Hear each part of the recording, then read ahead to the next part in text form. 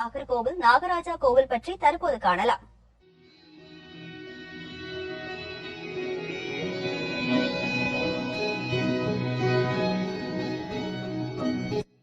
இறை வழிபாட்டில் ஒரு வகை வழிபாடு இயற்கை வழிபாடு.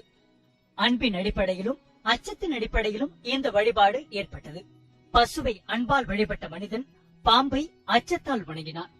இந்தியாவில் பாம்பையே மூலவராக கொண்ட ஒரே கோவில் நாகர்கோவில் நாகராஜர் கோவில்தான்.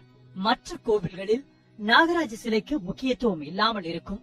நாக பிரதிஷ்டையும் சர்ப்பாகவும் கேரளாவிற்கு உரிய சிறப்பம்சங்களாகும். நாக வழிபாட்டுக்காக பல கோவில்கள் இருந்தாலும் நாகர்கோவில் நாகராஜன் கோவில் சிறப்பு மிக்கதாக கருதப்படுகிறது. இந்த கோவிலின் பெயரை கொண்டுதான் மாவட்ட தலைநகரமான நாகர்கோவில் விளங்குகிறது. மிக பழமையான இந்த கோவில் எப்போது யாரால் கட்டப்பட்டது என்பது பற்றிய தகவல் இன்று வரை கிடைக்கவில்லை. எனினும் ஒரு பழமையான கதை இந்த கோவிலின் தோற்றம் பற்றி கூறுகிறது. இந்த கோவிலின் உள்ளே செல்லும் போது உள்வாசலின் இருபுறமும் அமர்ந்திருக்கும் 5 தலை நாகத்தின் படமெடுக்கும் வடிவிலான சிலை அனைவரையும் கவரும் வகையில் அமைந்துள்ளது. இவை தர்ணேந்திரன் என்ற நாகராஜன் என்றும் பத்மாவதி என்ற நாகராணி என்றும் நம்பப்படுகிறது. இந்த கோவிலின் கருவறை இன்றும் ஓலைக்கூரையின் கீழ்தான் உள்ளது. இந்த கூரையில் ஒரு பாம்பு காவல் புரிவதாக நம்பப்படுகிறது. இந்த ஓலைக்கூரை மாற்றி கட்டும் போது ஒரு பாம்பு வருவது வழக்கமாகவும் உள்ளது. மூலவர் அமர்ந்துள்ள இடம் எப்போதும் ஈரமாக இருக்கும். மூலவர் இங்கு தண்ணீரில் பிரதிஷ்டை செய்யப்பட்டுள்ளார். அந்த தண்ணீர் ஊற்றிலிருந்து எடுக்கப்படும் மண் தான் இந்த கோவிலின் முக்கிய பிரசாதமாகவும் கொடுக்கப்படுகிறது.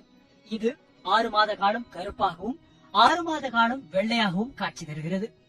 திருமணம் நடக்க வேண்டியும் குழந்தை பாக்கியம் கிடைக்க வேண்டியும் பெண்கள் இங்கு நாகருக்கு பால் அபிஷேகம் நடத்துகின்றனர்.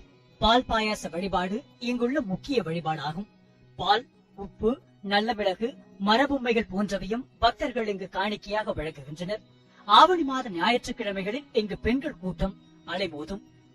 ஆயிரக்கணக்கான பெண்கள் வரிசையாக நின்று நாகருக்கு பால் ஊற்றுவதை காண முடியும். ஆண்டுதோறும் தை மாதம் 10 நாட்கள் திருவிழா நடைபெறுகிறது. எல்லா மாதமும் ஆயில்ய நாளில் விசேஷ பூஜைகள் நடக்கிறது. ஞாயிற்றுக்கிழமை நாகராஜனுக்கு பால் வார்ப்பது புனிதமாக கருதப்படுகிறது.